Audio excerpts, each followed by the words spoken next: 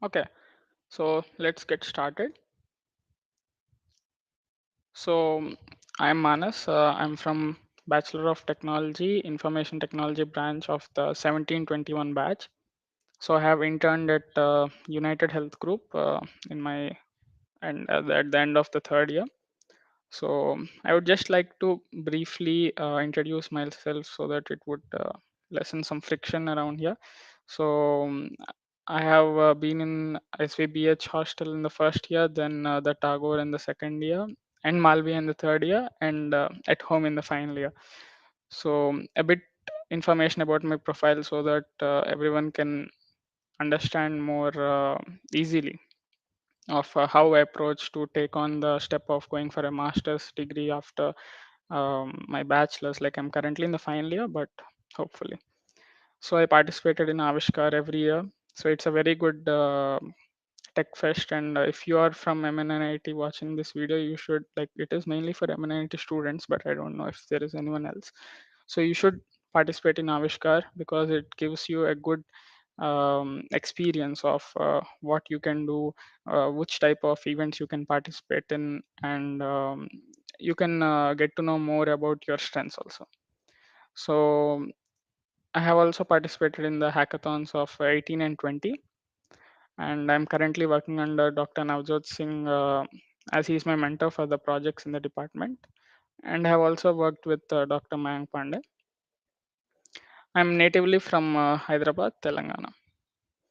So let us go deeper into the crux of today's program. So why masters or why PhD? So I'm going to explain how to go to masters, but I thought it would be better once to let you know why I'm even doing this video, or why do you want to think of masters or a PhD. So basically, all the bachelor's degrees that we are currently taking are a bit more generalized. Like if you take computer science, there are different varieties of subjects in computer science. So some might be good at algorithms, some might be good at systems. Systems include operating system, networks, and embedded systems also. Or some might be good at theoretical part. It might be the automata, compilers, or formal methods, etc. So there are two types of masters specifically. The first one is the research-based masters. So in research-based masters, it's more about thesis work or publishing papers and going into academia more. But in professional masters, it's a more smaller program from 1 year to 1.5 year typically. So there, it's more industry oriented. Like all the courses that you get in professional masters are seminars from industries, or any industry mentorship you get. You can go for internships more in professional masters. So most people apply for research based masters, as the research based masters provide you research externship as well as teacher externship. So those of you who are not familiar with RA and TA, they are like scholarships, or they are like funds so that you can fund your master's program abroad. As you know, master's programs are too costly, costing around over $30,000 per year or more. So all these colleges try to give you funding through these research assistantships and teaching assistantships. So going on, so what is PhD program? You know, like there are a lot of PhD scholars in our departments, in our colleges. So they specifically go into a particular niche domain. So they try to work on maybe just pattern recognition of a particular type of image or something like that, which has not happened much till now, but they want to take it up and bring revolution in that area. So I didn't. I just want to show this. There is a small thing. So PhD program includes coursework.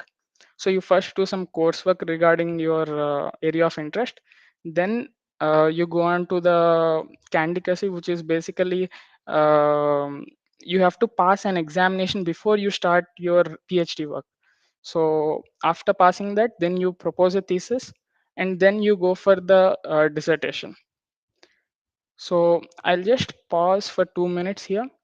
So if you have any queries, put it in the chat box still here, and I will continue in the next 2 minutes.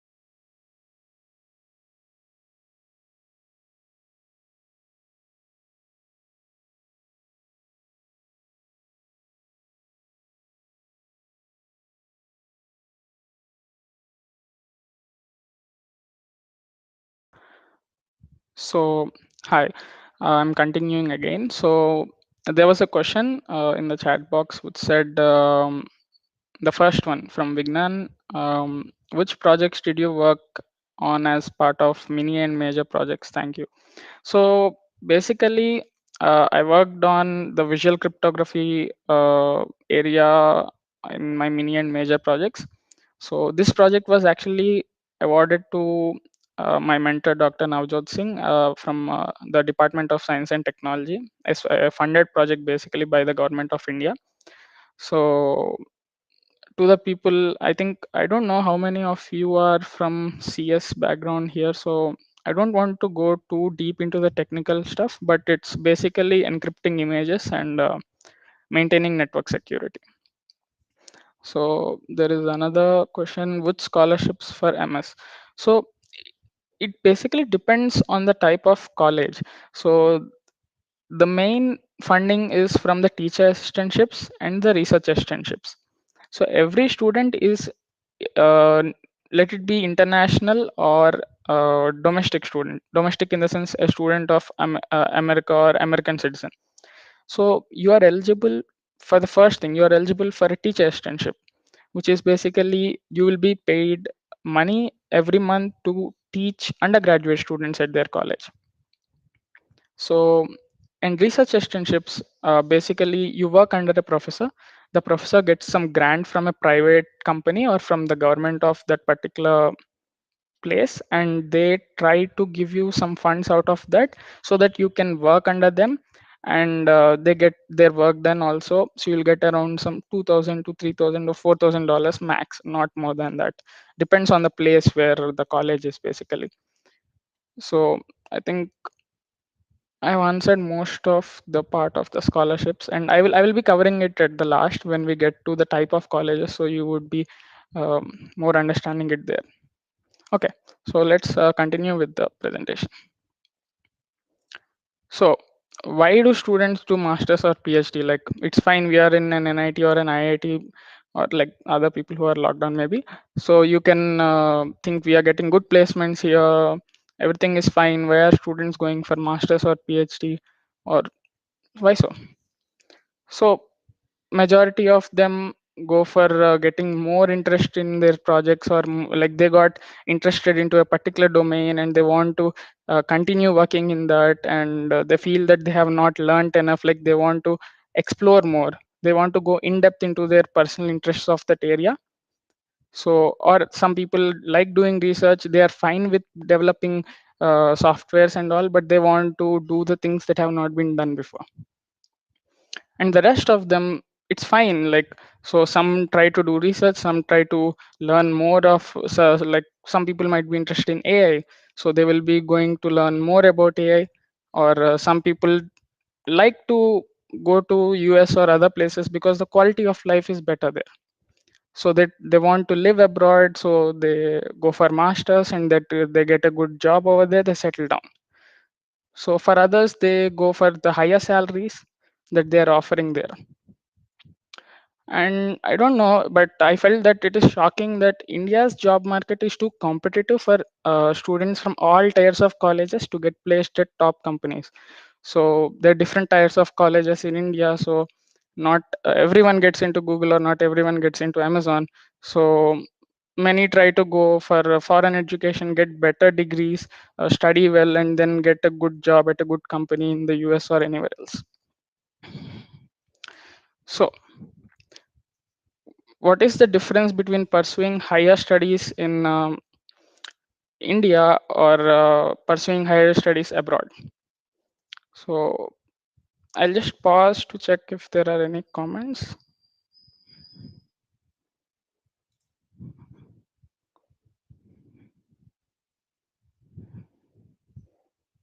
Okay, there is one again about the scholarship or stipend basically.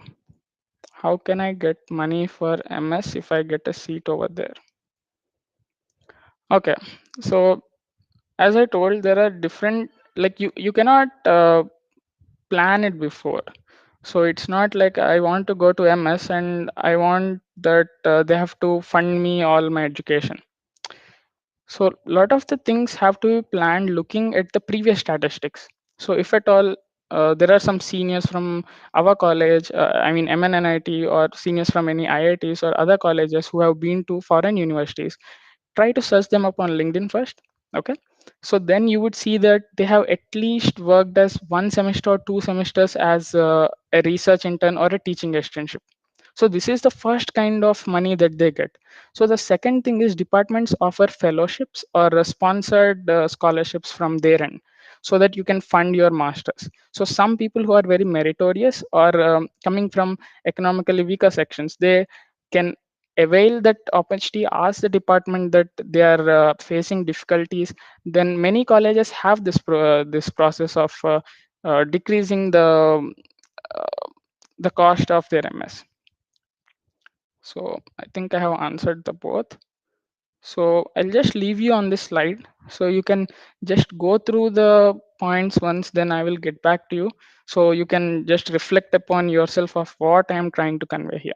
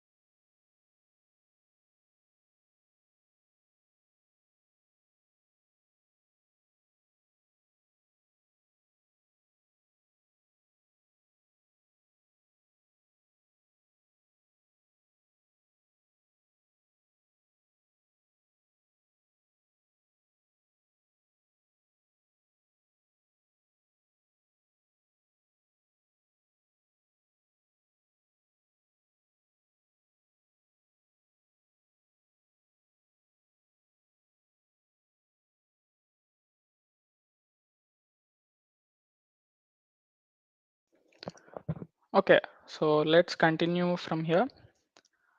So studying in India or domestically, PhDs or masters can only be pursued at the top universities in India, like the IITs, IIScs, and few of the NITs.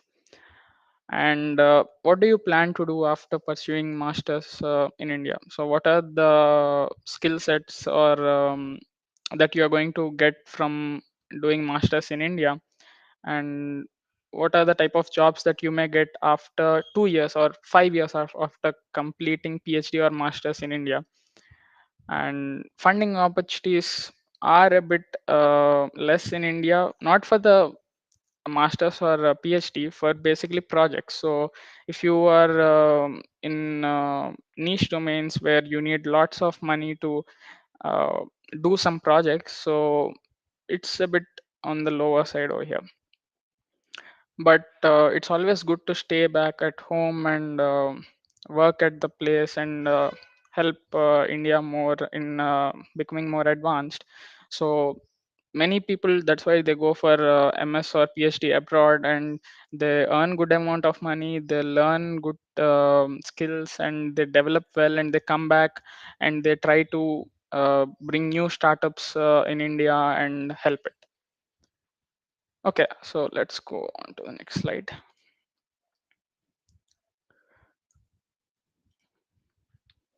So fine, let's get into the admission process outline. So I'll first give you the overview of the whole uh, process, and then we will get into what each of these mean. Okay, so if at all you are in your third year right now, I'm assuming like there might be students in the final year also.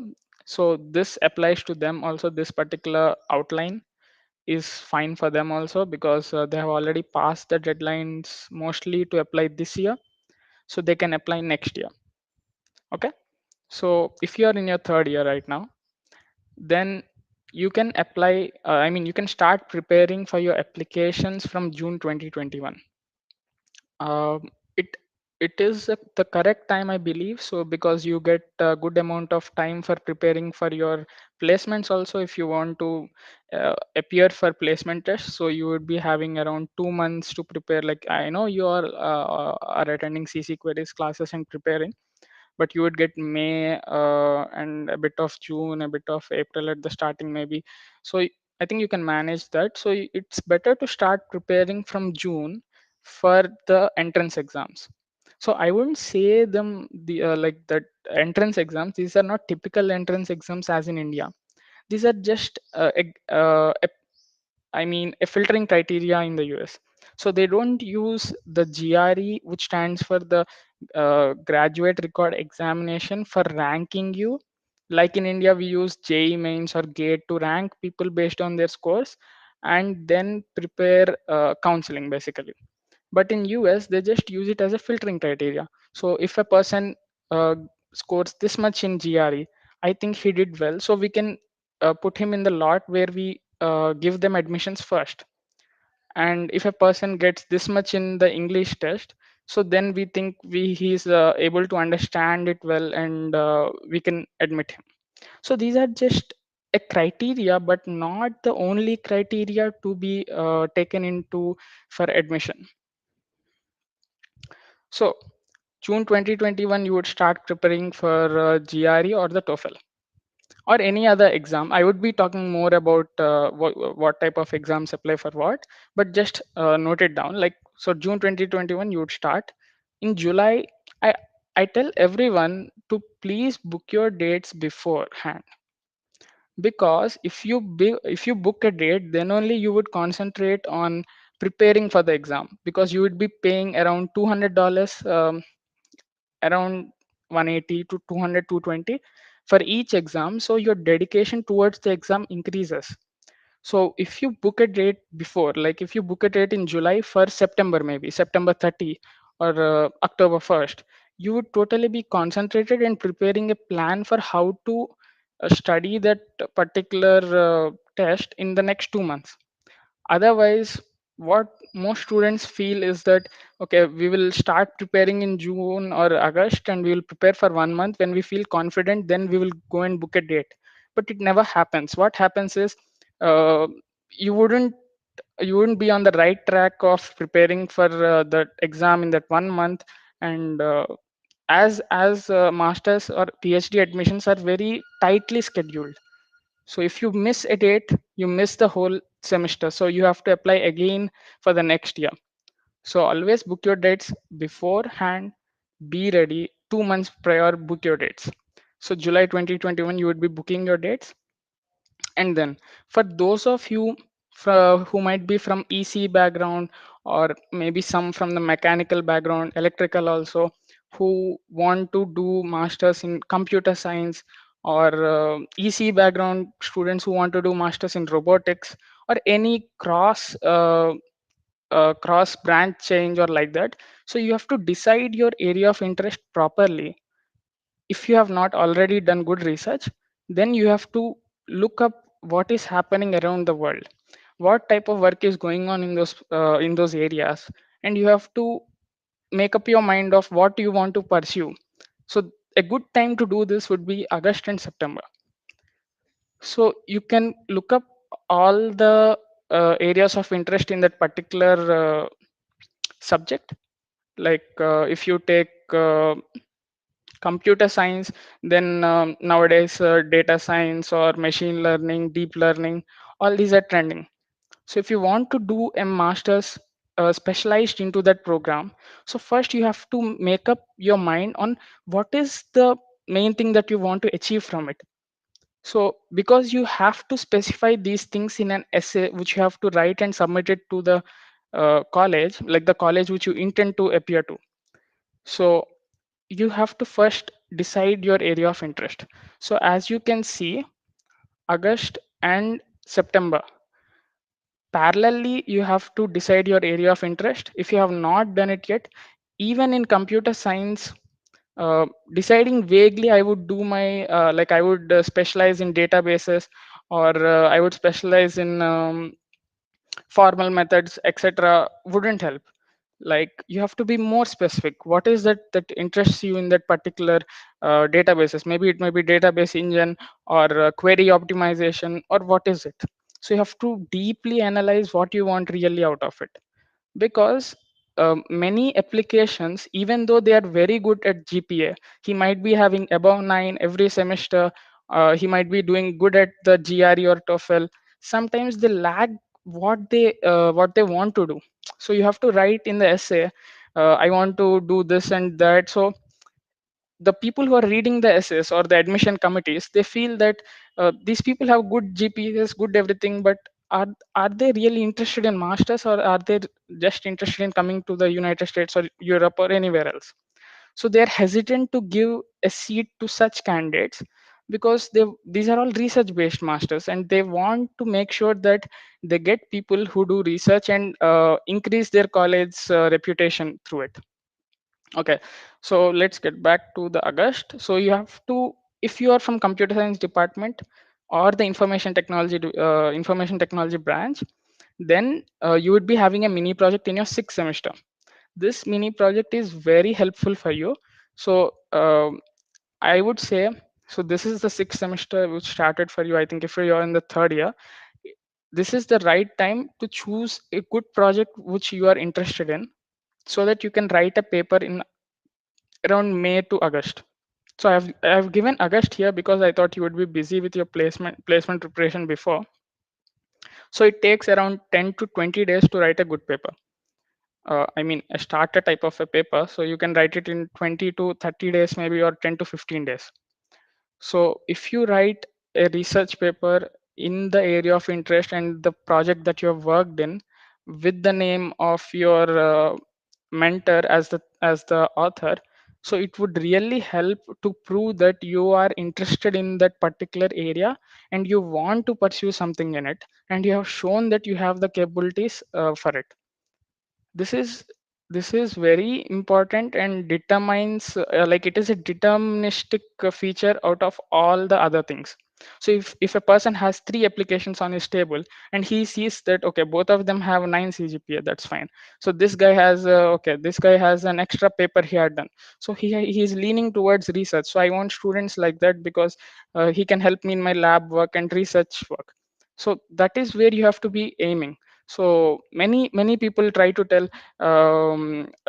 get good GRE score. So GRE is for 340, so they would tell get a 325 plus, and get a TOEFL of 110, you would get anywhere. It doesn't work like that, of how people are thinking that GRE and TOEFL are like ranking systems and people will get at a good colleges through it. Good colleges have an holistic approach towards the process. Okay, so in August, preferably or optionally, if you can write a paper for sure. Okay, and only IEEE or good conferences. Don't write in the bad ones. Okay, so after August, like August 30 to November 5th, October 15th, or the starting of November. This is the time where you have to uh, do the work of your SOP and LORs. So, what is SOP? So, SOP is the statement of purpose. So, what is the statement of purpose is what is your purpose of getting admission in that particular place? Like you want to go to CMU. So, what is the purpose? Why do you want to go into master's program at CMU? So, you have to write an essay of 2 pages at max, saying about the preparation that you have made, the experiences you have in that particular area, why you feel you are a good candidate to apply to their program in for maybe AI, or CMU is good for AI, and Language Technologies Institute is also there. So SOP is mainly for detailing and giving your profile to them. So you tell who I am, what I have done, how I have prepared myself for masters, how I have done till now in my undergraduate education, and what I want to do coming there. So you might not be doing exactly what you have written in your SOP, but it at least gives them um, a overall view of who you are and what you want to do coming there and what you can give to their program. Okay, so and the letter of recommendations. So letter of recommendations are basically uh, a type of gauge. So they gauge you based on your LORs. So your professors, or if you intern at any place, then your managers can tell that he is up to the mark and I want to recommend him to your program, or him or her or others. So these LORs are very, very, very important. Okay, so I'm stressing it with too many very, but uh, the main reason is how can the admission committees decide if you are the correct person? So they trust their colleagues in the sense, these admission committees are basically professors. So professors sitting at US universities or European universities trust professors at our college and what they say about you. So the professor will write that he's a good student, he has done well in his academics, he has worked under me, and I think he is ready and I vouch for him, and I strongly recommend him. So these type of letters really put you out in the game. So it would be the best to work from August 15th to October 15th or the starting of November on your SOP and LOS. It takes time. It takes time to write because you write it once, then you revisit it again. No, LOS you wouldn't write, only the SOP. So you would revisit it again and you would be correcting it, showing it to your friends, showing it to the people you trust, so that you get the third opinion. Okay, so as I've told you, I've already started preparing for the GRE or TOEFL or IELTS or any other exam from June. It is the correct time to write these exams in September and October. Okay, so give your tests positively by October, because if at all you feel that you have not done well, you can give it again. So these tests such as GRE and TOEFL, you can give it multiple times, unlike tests in India. So GATE is only given for one time a year, the same way for mains. So I'm telling that GRE and TOEFL can be given again. So if you have given once in September and you feel that your score is not good, you prepare in October, then you can give by November. Okay, so once you give it beforehand, you can you will have an option to give it again. If at all you wait till the last moment and you take the test in November, there is nothing you can do because it's already December and all the applications lie in December to January time, mostly December this year, but some actually had in January also 2 years ago. Okay, so I think I have missed this one. You need a transcript from your college, like the transcript that is generated in our academic portal. It is actually an unofficial transcript. You would be needing an official transcript. So official transcript is the one that is signed by the dean of academics. The dean of academics signs it physically, and it is printed on a different type of paper, and you get it from the college. So you can request the college to provide you the official transcript, so because you have to submit this in the applications. Okay, so this is very important. So you have to always be before, because colleges take a lot of time to schedule, I mean to send out these transcripts. If you request them, postage also takes time. So you should always be before in such things. Otherwise you cannot move forward with your applications if you don't have a transcript from your college. The web generated transcript will not work. They won't accept it. So you have to request the college around September that I want a transcript, so they would send it by September end, and applications will be in December. So you would be ready. If at all the transcript doesn't come, you can again pursue it in the college from October, ask them please send my transcript or something like that. Okay, so I would be taking a break of 2 minutes. I'll give you like I will put this slide on so that you can think on it, and I'll check the comments also. Okay, fine.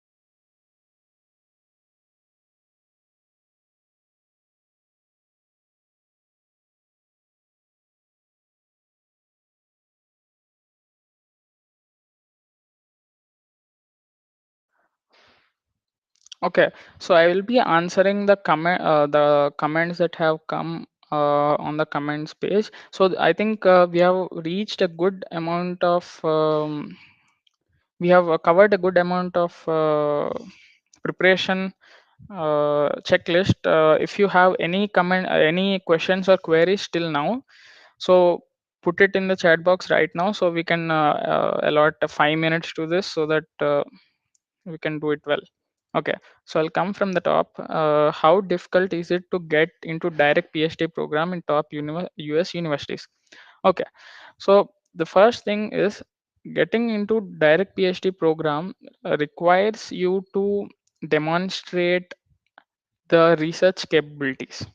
So if at all you have worked under two professors at least in your undergraduate degree or undergraduate college, so it would depict that you are well aware of what you are getting into and you want to do PhD, and this will help you in the admission process. So not everyone needs a master's degree to get into direct PhD. So direct PhD programs in the top universities get a lot of applications, and many of these applications have like the candidates who apply to these already have a master's degree.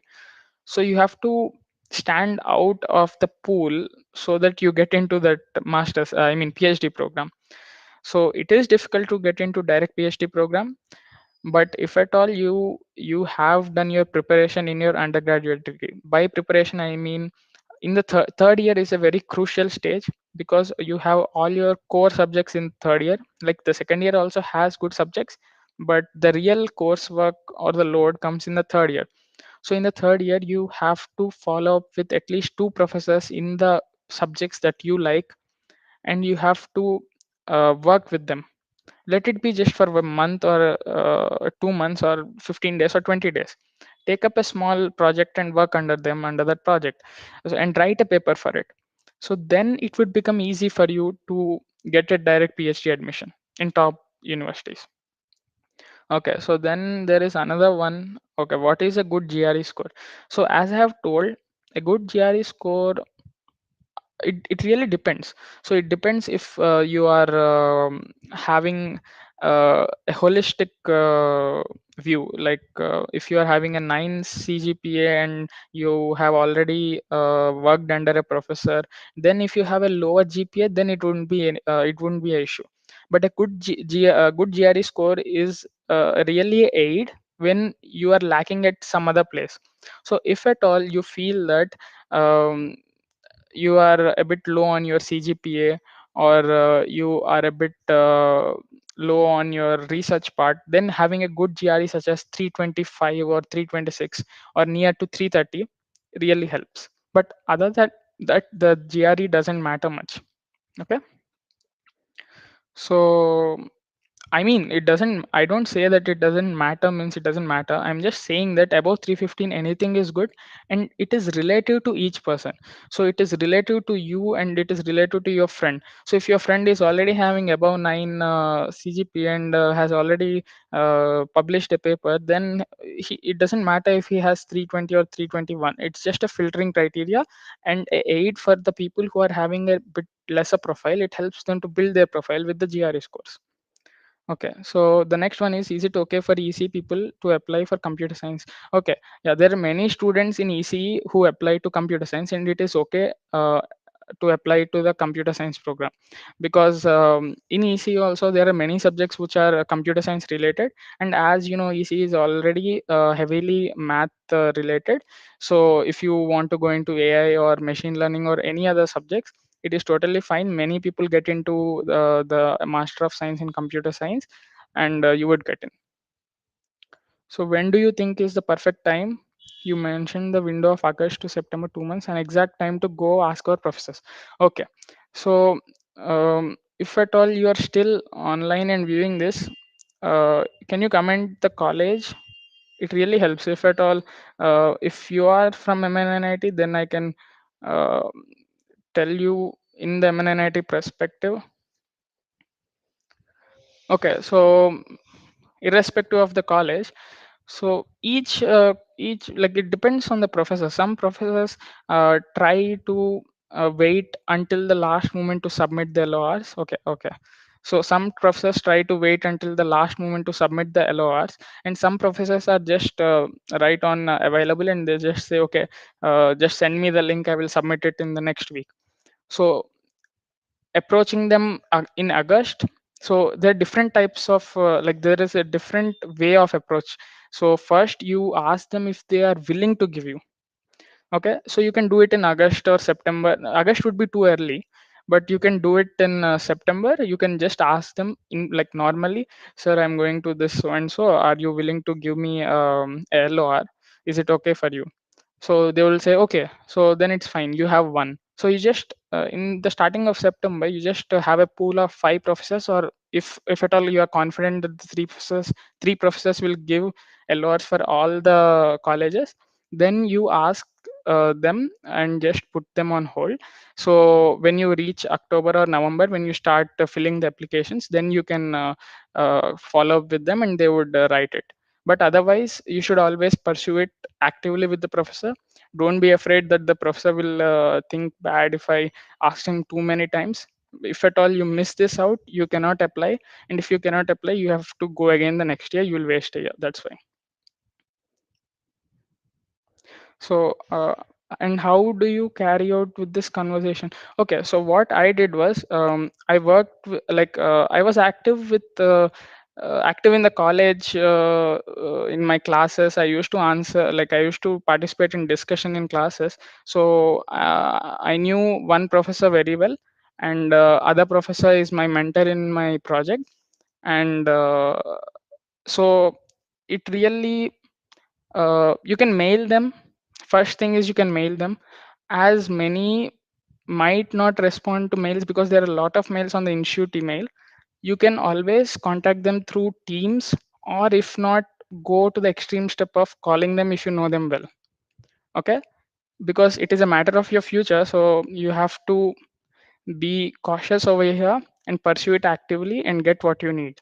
So you have to contact the professor through mail first. Request him, I need a LOR for so and so thing, so and so college, so and so these many. So other thing that I want to say is you have to be specific about how many colleges are you applying to. So if you are applying to 10 colleges, you have to tell the professor that I am applying to 10 colleges and you need to fill to 10 forms individually, because you forget to tell them the number of colleges, and at the end you go and ask them, I need a letter of recommendation, they tell that I will only give 3 or 4. So now you cannot run to another professor and ask him, I need a letter of recommendation, because it takes time. So clear it out with your professor before, only 2 months before, how many letter of recommendations can you give. So then you can go and ask another professor that I need more, I need for these colleges so and so. Okay. So is it necessary to publish a new thing of some topic in research, and also elaborate on how the paper publishing works? Okay, I think this is a bit lengthy one. So I'll just answer the last two and then I'll come back to yours. Okay. So how many LORs would suffice?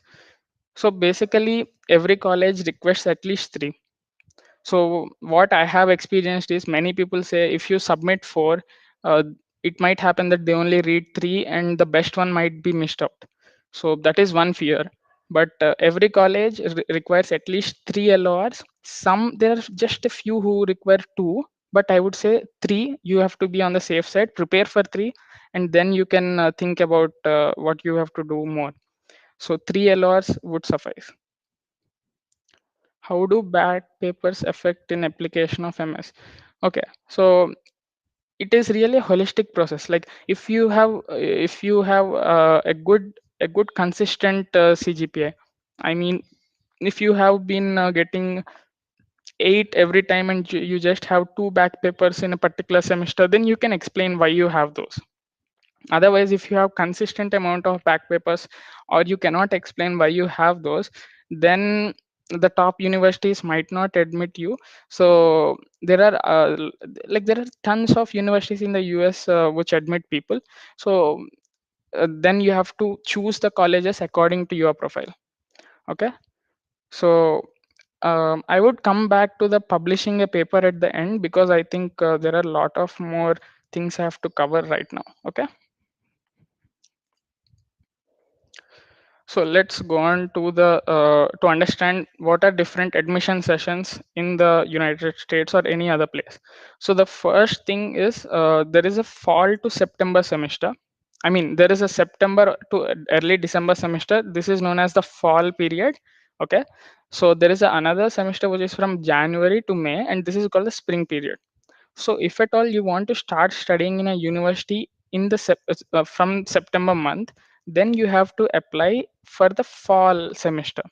So this is called fall 2022 or fall 2023. This means you want to start from September 2022. If at all you're in the third year right now, you're in your third year right now. So you will be studying your final year in 2021 September onwards. So you want to go to masters in September 2022, the next year. So you have to start applying from September 2021. Okay. So typically everyone go to the fall period because lot of orientations are situated, are arranged in such a way that everyone comes at fall, and many courses are there for fall students. uh, and there is other semester called spring, as I told. Spring semester is also well equipped. Like many people go for spring semesters also, but I have heard that the fall semesters are better than spring semesters, as orientations are well more in the fall semesters. Okay. So there is a summer semester which is just from May to August, and it's not much of worth. It's just for any research externships or something like that. So I'll just clarify this very well if there is any second year student. So if there is a second year student right now, he would be applying to fall 2023 or spring 2024, which means he will be in his final year in the year 2022, and he wants to go to masters in 2023. Okay. So these are about the fall semesters and the spring semesters. So we'll go to the next slide. So the entrance exams that are required. So one is the GRE, which is called the Graduate Record Examination. This examination is mostly requested by engineering programs, and this exam is for 340 marks. It is divided into two parts. First one is verbal. The second one is quantitative. So in verbal, it is out of 170. You would be having your English, and for a quantitative, it's basically 10th class mathematics. You would be having it out of 170. And there is a essay writing part, which is a bit different from the normal essay writing. It is called analytical writing. So it is out of 6 points. Okay. So, and there are there are three types of English assessments. There are actually four. One is TOEFL, second one is IELTS, third one is Duolingo, and there is a Pearson academic test also. So you can take any of these four depending on the country you are trying to apply to. So if you are applying to the US, mostly they request for a TOEFL test. If you are applying anywhere in the Canada, or some colleges in the US also accept IELTS test. Nowadays, Duolingo is also on the rise, so many people are accepting Duolingo also. Many people going for Australia take the Pearson test. So these tests basically determine how fluent you are in English, and they help the college to gauge if you would be able to understand the classes. So they have very specific cutoffs in these tests. So more than the GRE, you should be doing well in these English language tests, because they are having specific cutoffs for these tests. Otherwise, they won't admit you. So if you are going for a business school, MBA, or any business program, you would be writing GMAT. Okay.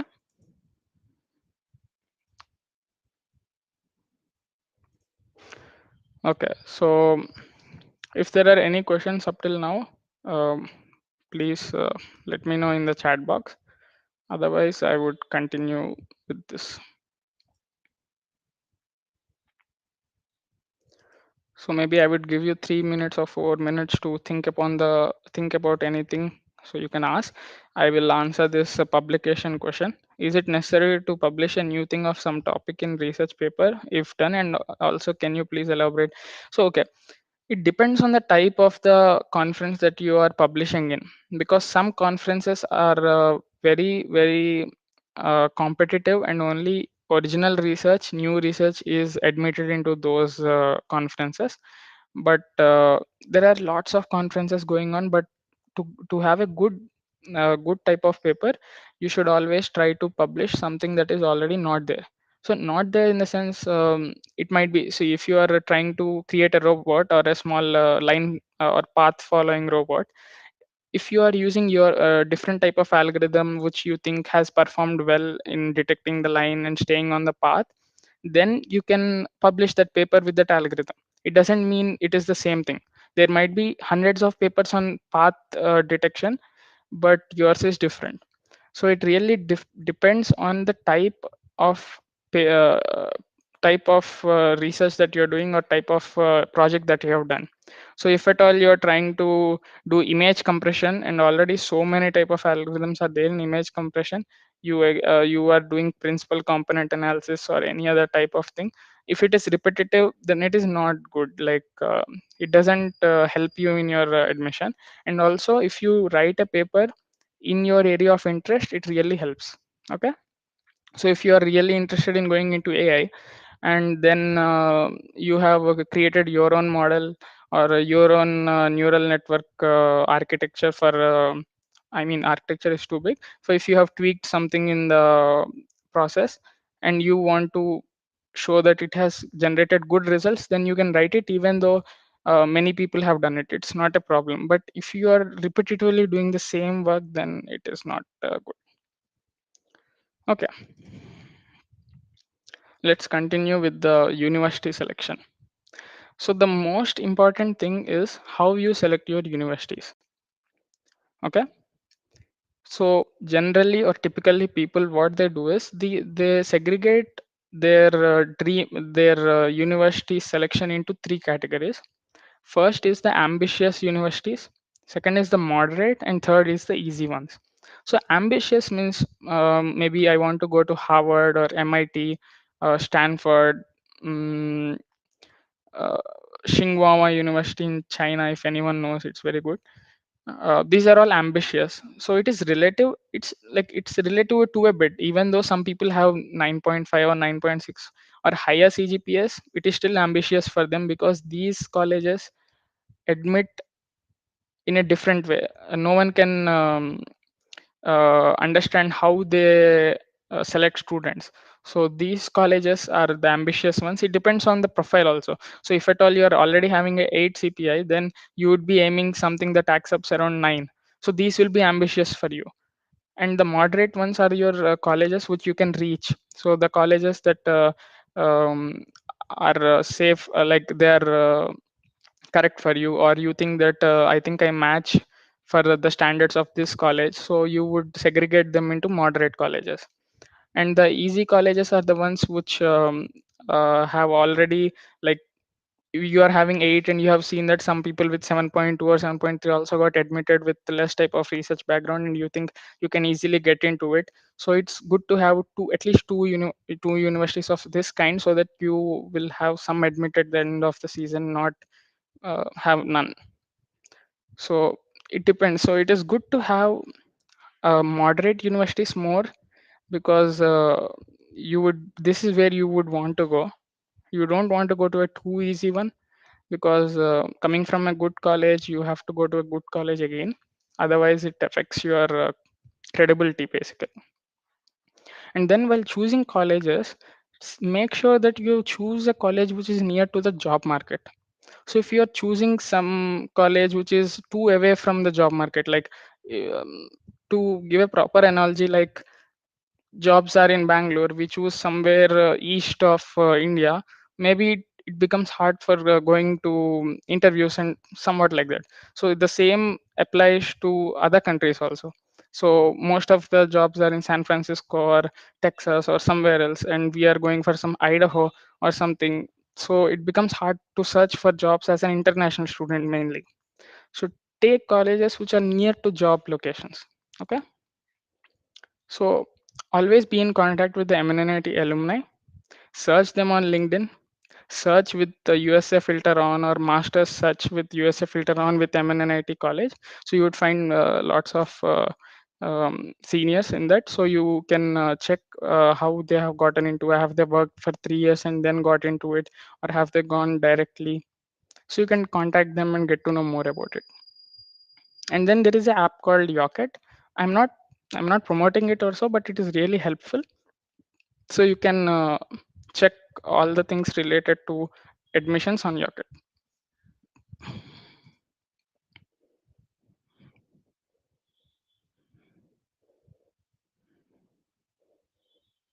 Okay, so I'll just pause here to answer this question. In our college, the official transcript. Okay, so irrespective, to my best of my knowledge, so I have seen lot of websites, lot of college websites. Irrespective of the medium of instruction, any degree from India needs a TOEFL or IELTS score. So this is for all the colleges in India, irrespective of medium of instruction, they require a TOEFL or IELTS score. And should we give TOEFL? Okay, so most of the universities in US accept TOEFL. Some accept IELTS also. But if you want to apply to a university which is only accepting TOEFL, then you need to give TOEFL. Because what is the difference? Anyway, in US, all the colleges accept TOEFL, so giving TOEFL is good. But if you're going for some colleges in maybe Europe or something, they accept only IELTS over there. So first, when you think that these colleges are the things that I want to go, or US is the place I want to go, then give TOEFLs. That is the best. Okay, so we'll get back to the slides. So as you're searching in LinkedIn, then you will get to know that MNNIT senior students or the alumni, they are getting accepted to few, like many of them have studied in few universities in higher frequency. Like you would find that a particular A college has 30 to 40 students of MNNIT in their masters already. So this clearly tells that that particular college trusts our college, and good alumni have gone there and performed well, and they are willing to give admissions to those students of MNNIT. And then the other thing is check the fees, the cost of living, and the job opportunities after masters at that location of the college, and how the seniors have done, or what is the cost that um, is going to be for your master's education, because it is very important. Some private colleges, even though good, even though you can reach them, they are too costly and we cannot, maybe not all can afford them. So it is always good to first check and then only apply. So these are few points that I think will help while selecting a college. So first, give importance to the GPA, and especially the departmental GPA. So the first year scores, the first year, first semester and second semester pointers uh, are not considered much.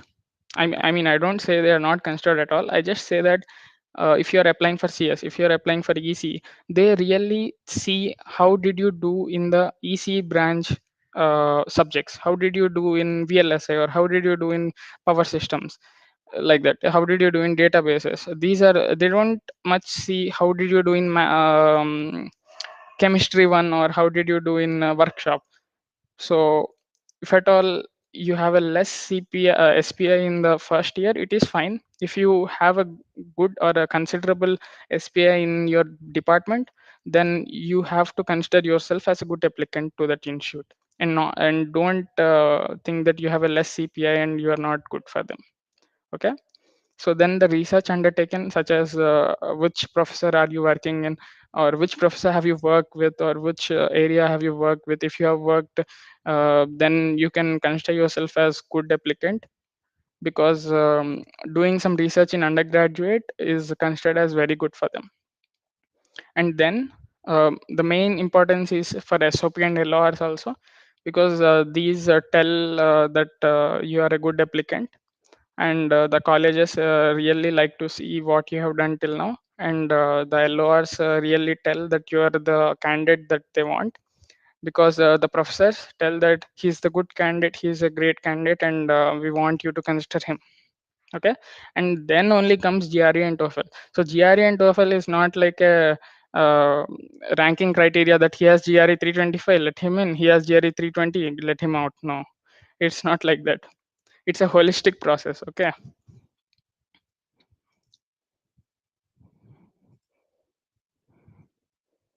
Okay, I will pause here.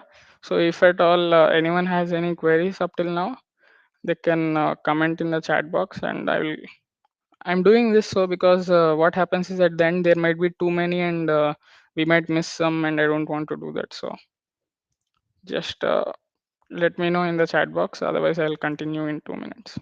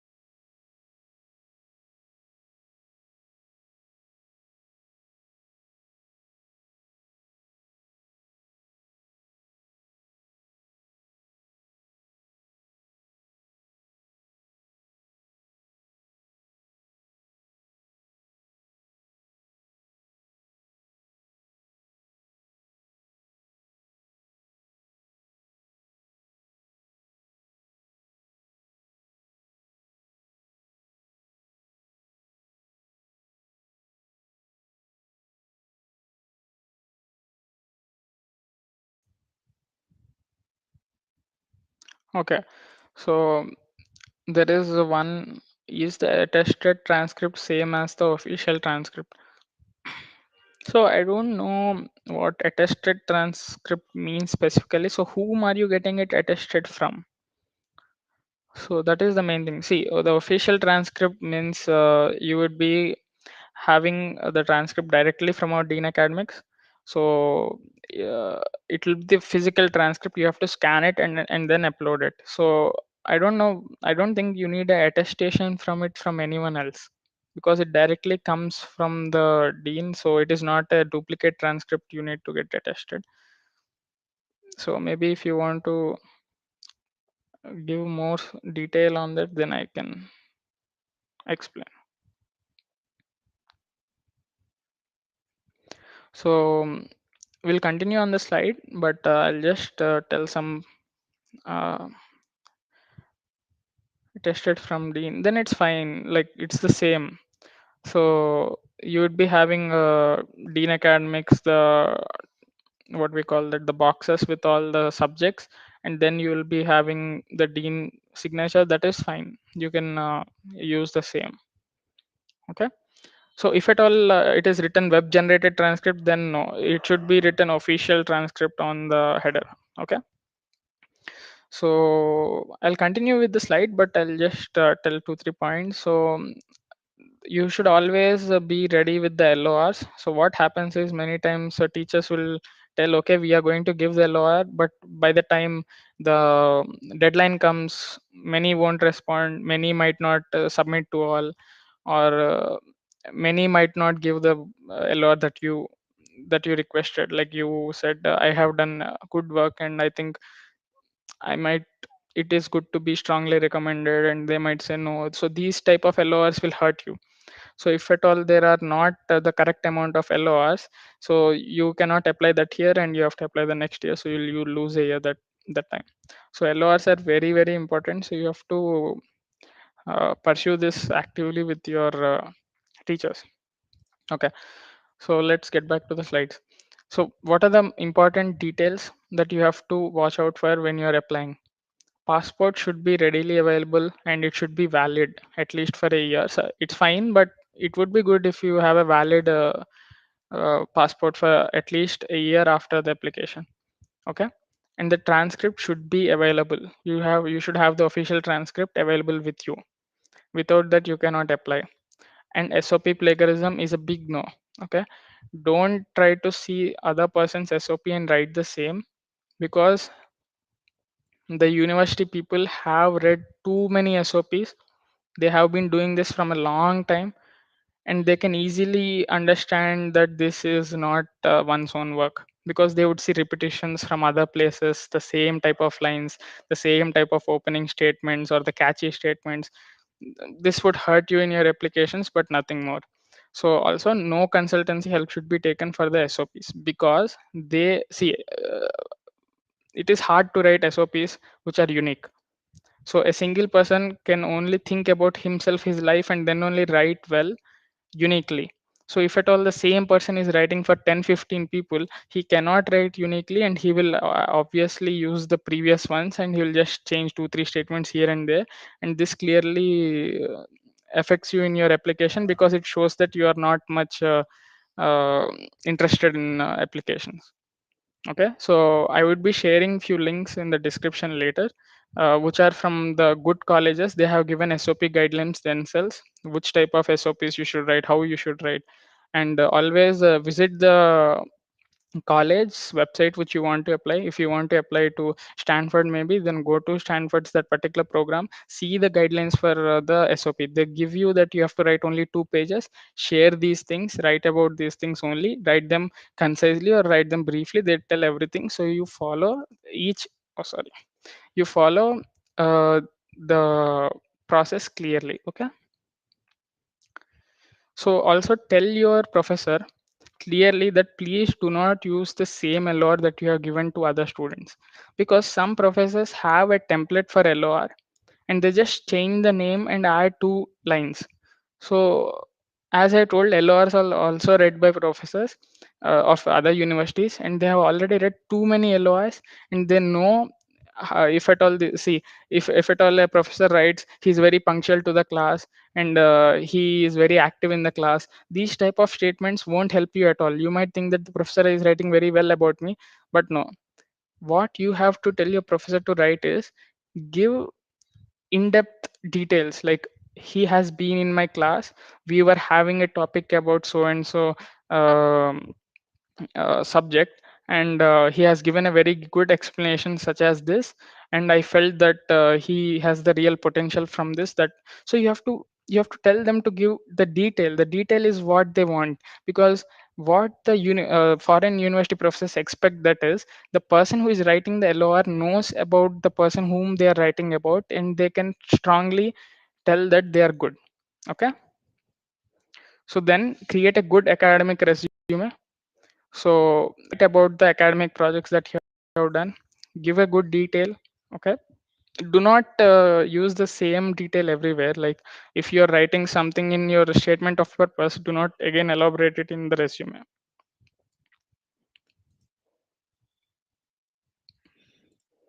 Okay, so LOR should be clearly stating if they are strongly or positively recommending you. So some LORs are just vague. So they write he is a good student, he has been very attentive in class, he has always submitted his assignments on time, he scored very good marks in my class, and I think he is a good fit.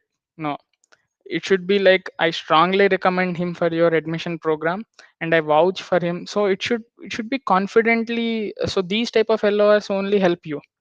So there are different types of recommendations. There's a strong recommendation, there's a weak recommendation, and there is a okay recommend, like you just write I recommend him. So these things are more given weightage in LORs. So then letterhead is a must. So letterhead of the college or the professor is must. And professors, as I told professors, you have to ask before that how many colleges are you willing to give. So I'm going to apply to 6 colleges. Are you willing to give for 6 colleges or only 5 colleges? So you have to ask them, because for each college they have to fill a big form and as well upload the letter. A form means they have different questions in it. Is he a good? How do you rate him in this? How do you rate him in that? So they have to provide all the pointers for, like they have to give out of 10, I give 9, out of 5 I give 4, something like that. Okay, so don't simply take an LOR from a course you scored, like don't take a LOR from the course you scored below B plus. Okay, so B plus and above only you have to take. If at all your scores are not good, then it's fine, you don't have any other option but take it from them. But it would be good if the professor would tell that even though he had scored less, I have seen that he had given good explanations in the class. This would help you to mitigate that low grade a bit. And then the last one, which I think is the most important: plan the expenses of applications well. Speak to your parents about the fees and the loans, because applications are you are still applying and you don't know if you are going to get into the college or not, and you have to nearly spend around 1 lakh for that. Okay, each college for just application they ask for about $70 to $150 per each application. Okay, and the TOEFL score, TOEFL test takes about $185 for the test only, and the GRE costs about $205 for the test only. And if you have to send the score for each college, you should pay $20 for the TOEFL and 27 for the GRE. So this is too costly, right? So you have to figure out what you're going to do, and you get 4 free test score sends for each test. For GRE you get 4, for TOEFL you get 4. So you can send them freely without paying any money. Like you have to pay the test cost at least, so you have to pay $185. Then you, after writing the test, you can send 4 test score reports. You have to be well prepared which college I want to send to, and then send to that college only, those 4 colleges only. So you wouldn't wait, so you would be saving $80 over there, and you would be saving around $100 for the the score sense of GRE. Okay, so choosing the country of study. So I would just pause to see. So okay, there is one question: how do I get to know if my LOR is submitted from the teacher's side? Okay, it's not, the application is an interactive application. It's not like you fill all the fields and you just click submit and it's done. No. So there are different phases of the different sections of application. So in a particular section, it is about LORs. So you can enter your teacher's email over there and send the request. So after he fills it, it will be marked as completed. So you would know if he has filled it or not, and you can send the reminders again from the application, from the website only. Okay. So I'll get back to this. So choosing the country. So there are mostly people go for the USA, Europe, Australia, or Canada. So in USA currently there is a scare of H1B. Like there are different rules going on, but irrespective of what is happening, you will have 5 years to stay in the United States after you go for the including your masters. So if you go for your masters, you will have the 2 years, and then you can work for 3 years after the masters. Okay. So when you are working for the 3 years, you can apply for the H1B visa 3 times. Okay. So it is good. Like it is not as bad as everyone tells. If at all it doesn't work out well, also people shift to Canada from there, or go to other good place. So do not be scared. You're like coming from a good college, you have to go for the good universities only. Okay. So European education is very subsidized, like Germany or Netherlands. They have good research as well, and less fees as well. But the living cost is high in Europe, so that's a thing that you have to think about. And Canada is a small market. Like many of the companies just have office over there, because they're not like some people can get H1B, so they shift these people to Canada so that they can work from there, and also visit the US offices, as they're very close by, just 2 hours, something like that. So Australia doesn't have, not like it doesn't have much colleges, some less colleges, not the beehive market of IT or anything. So it is good for residents. Like if you get, like it's the green card type of USA, it is good. You can get a PR easily over there, it seems. So it's up to you to think more upon these markets which you want to take on. So I think I'm done with the part one of it. So I wouldn't be going on for the part two now. Don't worry. So I think that's it. So if at all anyone has any questions, they can ask. Otherwise, we are done.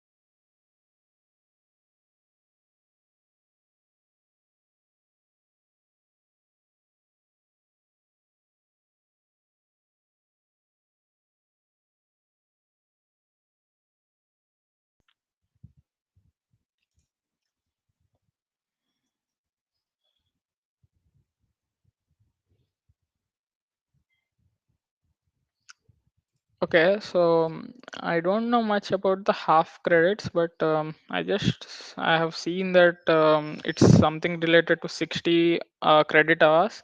So a semester counts for a half credit, and a full year counts for a full credit. So I don't know if it helps, but So what if we decide to work at a company first? Yeah, many of our seniors have done it. They worked at good companies for about 2 years or 3 years. So they get good good salary, and they can use it for their masters also, to pay for their masters. It's not a problem. It's just that you have to still be aware of what you have studied before, so that you have to state it in your SOP. So I want to do research, or I have to study in this particular field of area. So you have to be well aware still of those things, and you have to be in contact with the professor also. At least one professor's recommendation is needed, because most of the masters are research based masters and not professional masters. So you can take from your company's manager and those people also. It's not a problem. If at all you have worked in the area which you want to go, it's more beneficial. Like some people work in cybersecurity and they want to go for masters in cybersecurity, so it's very good for them. Some people work in AI or something like that, projects or databases, and they know more about it now. There some people work in computer networks, like all the Cisco or any of those companies. So it would be helpful. It is fine, you can go for mm, a job and then also. But what happens is most of the people get carried away in their jobs, and they think everything is fine, going fine, we are getting good salaries, and now we have to go again study and again get a job there, settle down. So some people just drop their area in between. If at all you're steadfast on your decision, then it's fine. So do LORs from company HRs and managers? So HRs don't have any value. Company the LORs from HRs don't have any value, but from the managers they have value. Uh, but it really comes down to what are they recommending you about. So what are they writing about you? So if a manager tells that he has worked well in this project, so you are good for the project, but you are going for a master's program in computer science or in EC or any other thing. You are going for masters in a specific domain. So if at all a person is working in Qualcomm or AMD or those companies, then he can write that, his manager can write that he has done chip designing, or this can help him in his. So but in software what happens is we work in the higher layer or the languages. So many times they lose some essence over there. But if at all you can cover it, it's fine. So the next one is a minimum B plus average in the last 10 have completed.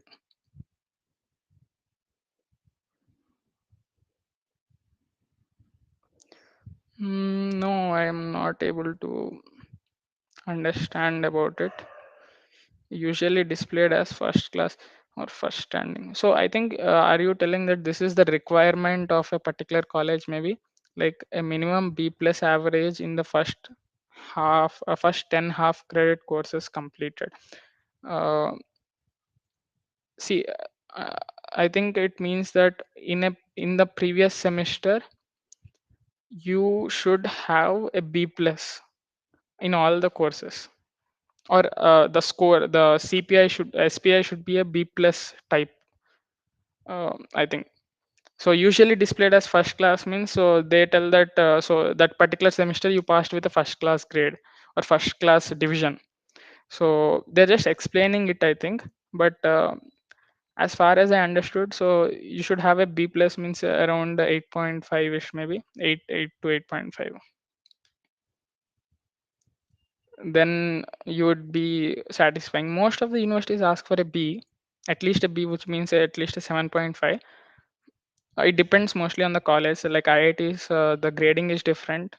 The steps are more larger in the credits, so they have around 6.5 onwards. So it depends.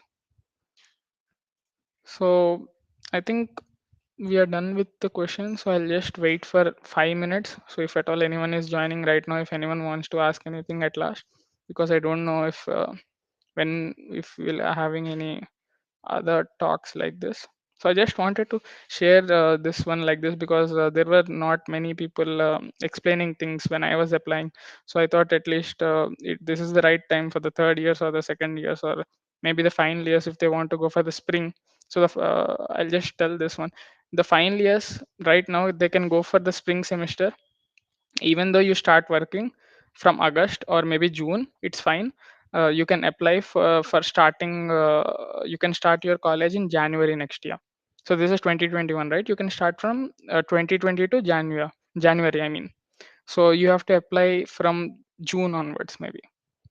So now you can prepare and then apply. So it really depends. If you really want to go, then you can apply for the spring, or you can wait and apply for the fall again. It's just that you will still have connection with the university professors, so you wouldn't be. So that's the main problem, right? Professors forget us. I mean, in the sense we have big classes, so they really can't keep a track of everyone, so they forget people, so we forget people. So it becomes hard to request for LORs again and again, and it becomes too awkward for asking more LORs. So it's really easy when we are still in the college or just a 1 year after college. But company LORs are also fine. I have seen many of the uh, chat groups of colleges. They say company LOR was fine. Okay. So I just wanted to know which year everyone was from. Maybe I can create some poll or something. No, just wanted to know.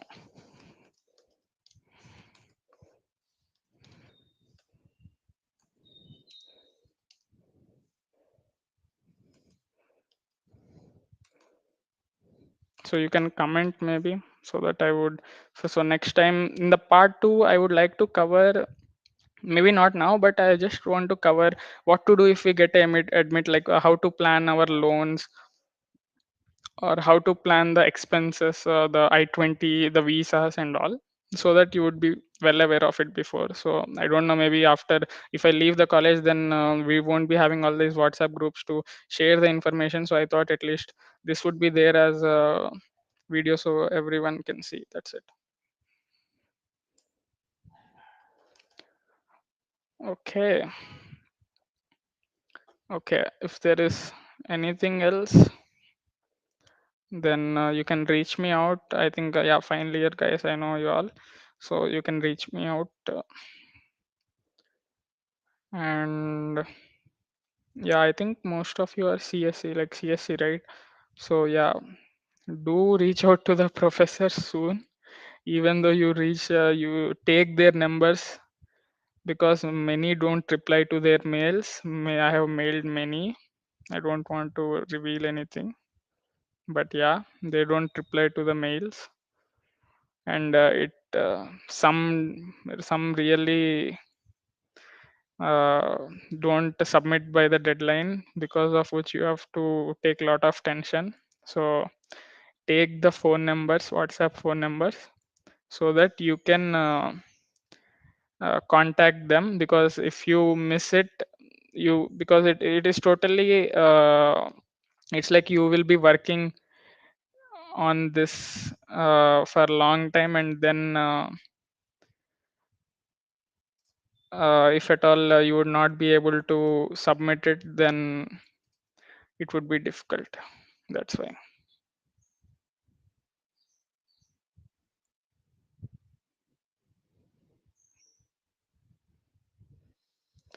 So yeah, if there is anything more, it's 2 minutes, so we'll close it at 5:30. It's already too late for everyone, I think. Thanks for tuning in this much time. I had at least 10 to 11 concurrent viewers, so that was good. Which are some of the good professors to ask in CSED? I don't know if it's good to comment on such things in live. Maybe they might watch later or something. So it would be good. Maybe I will. Maybe can I message you personally? Maybe no. I think so. That's the thing. Uh, I'm not able to comment on it in live. That's why. So if at all you can personally message me, then I would do on WhatsApp or something like that. I heard a lot about the process. Some I asked some seniors also, so I have good info. It's fine. You can take our process are good. You can take good LRs from them. So yeah, I don't want to. Um,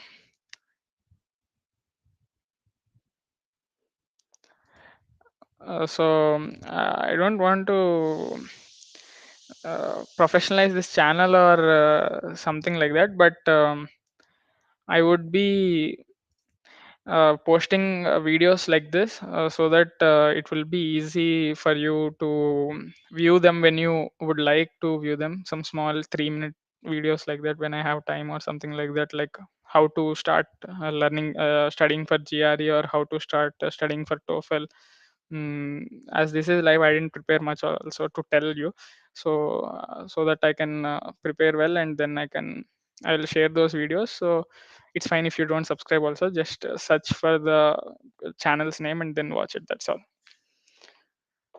Okay, so it's 5:30. Thank you all for joining the stream. If there is anything else, last 1 minute, that's all. I don't I just feel that sometimes I will be typing like this and the person ends the stream, so I think, oh, I could have asked it, something like that. So if there is anything, I'll give 1 minute and that's it. We will go.